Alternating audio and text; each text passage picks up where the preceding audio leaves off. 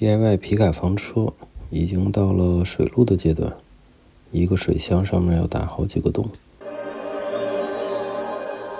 北京今天下雨了。大家好，延平 Mesas Gary， 新的一天。因为现在属于结构的收尾阶段，我说的结构呢是指房箱外部的结构，房箱内部的一些隔断这块有点像装修完以后的木工，这块就会伴随其他家用电器的安装一起进行。然后昨天又看了一下电路的东西，电路的门门道道很多啊，我后期会拆开很多小节去讲。电路还是要引起重视啊，水火无情啊。水房箱里面的水一共就100升，水还好。电的话，对吧？10几度电，200伏的电压都有，都要小心。只会在第4季度会降息一次，但如果对抗通胀的进展停滞公布的经济数据反映经济状况进一步改善。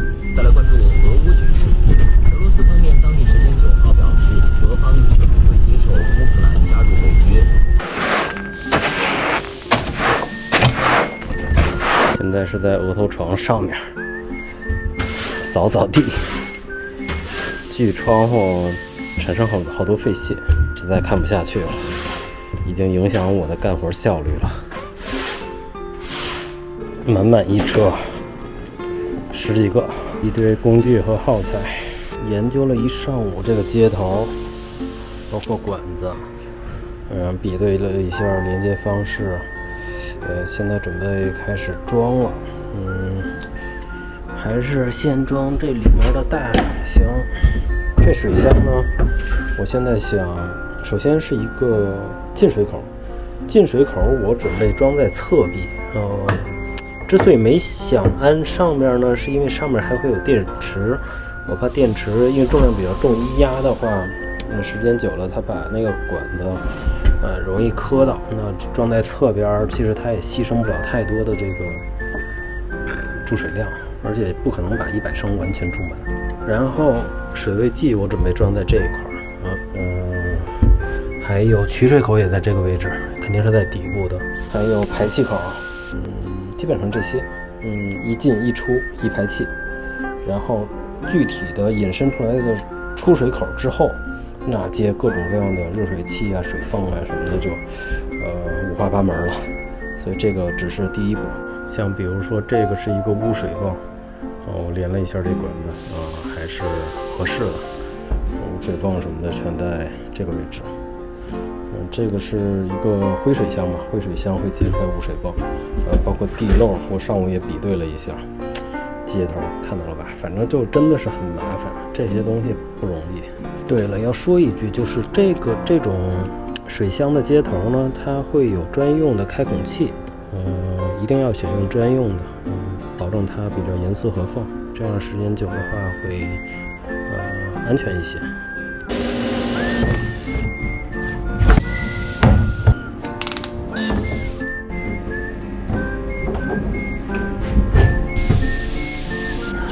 现在水箱的洞都钻上了，然后这个接头也装上了。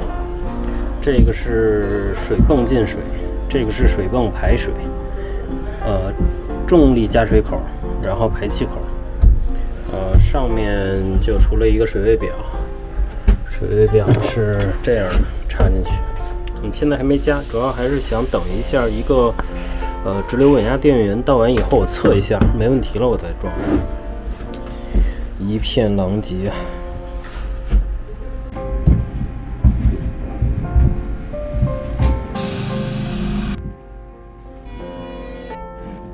一个柜子我已经装上了，看一下这样的话就是可以从额头床的位置取一些衣物。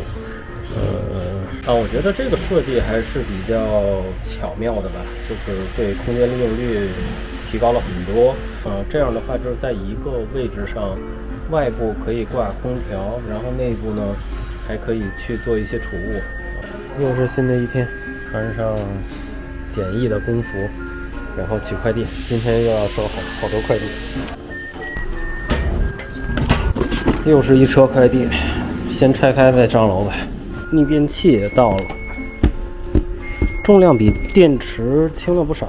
买了一台直流电压的稳压输出，正在测量这个水位计，应该没问题。你看，现在我就缓缓移动这个水位的这个浮标，所以水位计是没问题的。我现在就可以放心的安装了。那在正式固定水箱之前，我还想做一个工作，就是我想加一点水，看一下这个漏不漏。因为水箱呢是比较重，比如说100升的水箱加上水应该是100公斤嘛，这个重量其实尤其是在行车的时候一定要加固，所以我现在处理的一个方式就是，首先我在底部和侧边都打上胶了，并且周围我定了一圈这个不锈钢的角码，这样的话我觉得应该会比较稳固。侧边我还会再打上一圈这个支撑框架，因为上面还要装电池嘛。我觉得这个处理的方式应该还是比较稳妥的。水箱现在已经定上了，然后上面会是12度电和逆变器，还有一些电器设备，然后再看一下里面角码，然后这些接头。到时候如果有问题就可以拧开这个，方便检修。天气有点热了，然后现在呢，我要去接一箱水，接一箱水，然后抽到清水箱里面，因为清水箱现在已经安装了嘛。我会用这个灰水箱接一下水，然后用水泵抽到清水箱里，一方面测试一下清水箱是否漏水，包括接头，然后第二方面就是测试一下水泵。这是吸水口，这是排水口。可以看一下水泵的运行功率，40-50瓦。